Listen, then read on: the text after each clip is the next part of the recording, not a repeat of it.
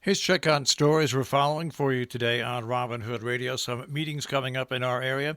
The town of Kent has a Board of Education meeting. That starts tonight at 5 p.m. Check with the town website to see if that is Zoom or in person.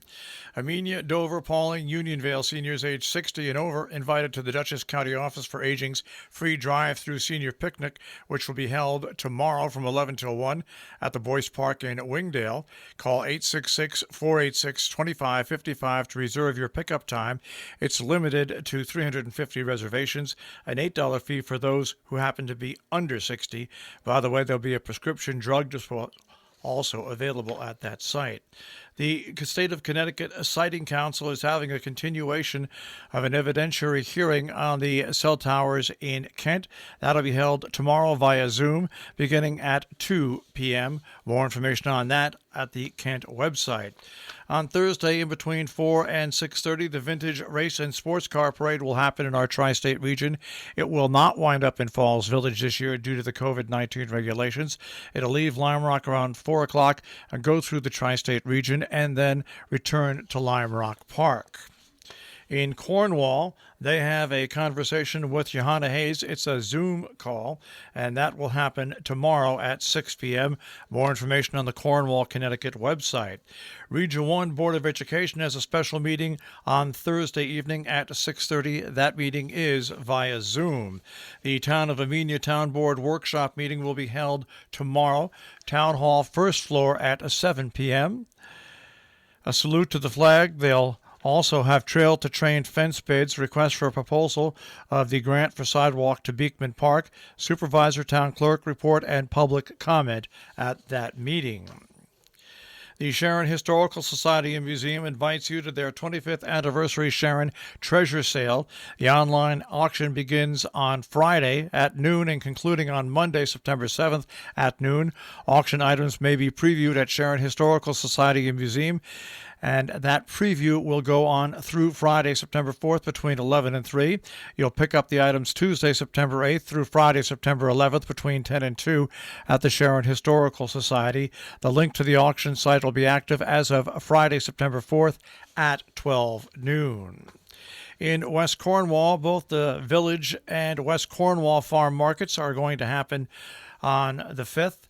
Also going on the 5th, the Cornwall Association monthly meeting via Zoom at 9 a.m. At 10 a.m., the library book sale goes till 2 o'clock. That's live outdoors at the Cornwall Library. Edward Markey has defeated Joe Kennedy in the Democratic Senate primary in Berkshire County. Markey defeated Kennedy in the Democratic primary, harnessing support from progressive leaders, overcoming a challenge from a younger rival who's a member of America's most famous political family. Markey appeared to voters in this deeply Democratic state by positioning himself as aligned with the liberal wing of the party, teaming up with leading progressive New York Representative Alexandria Ocasio-Cortez on the Green New Deal, and at one point labeled Joe Kennedy, quote, a progressive in name only, end quote. The Connecticut Secretary of State's office denied on Tuesday it had been the victim of a data breach after voter information surfaced on a Russian hacker's platform. The denial came after Russian newspaper Kommersant published a report on its website alleging that hackers obtained the name, date, birth, gender, and registration date, address, postal code, email, voter ID number, and more. Well, the state of Connecticut says that's easily available on the web as a regular practice. Merrill also pointed out that the voter information can be found for free at the website that has purchased the data and reposted it.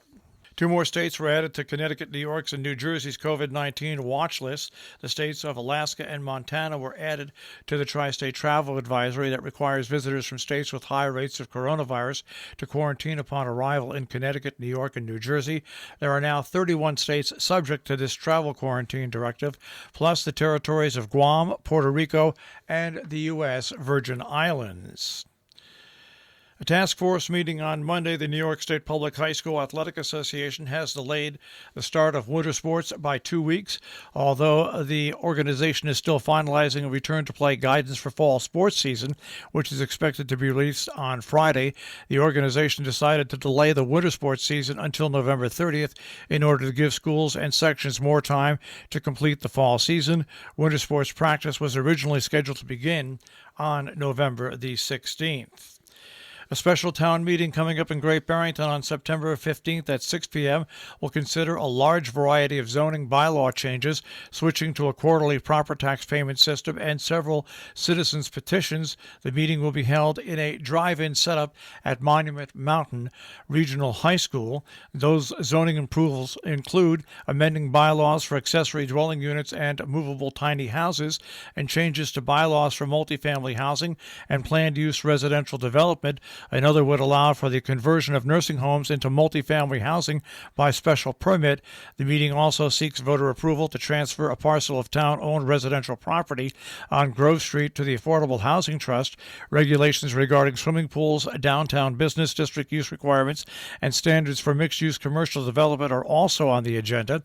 An amendment to the town's Design Advisory Committee and review standards also will be considered, and a limit on the number of marijuana retailers in town is also being proposed.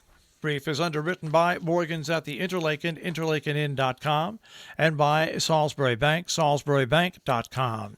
The Dow Jones Industrial Average will start off the day today at 28,842.00, the Nasdaq at 12,441.75, and the S&P 500 at 3553.00. We'll take a look at that tri-state forecast. That'll come your way in just a few moments.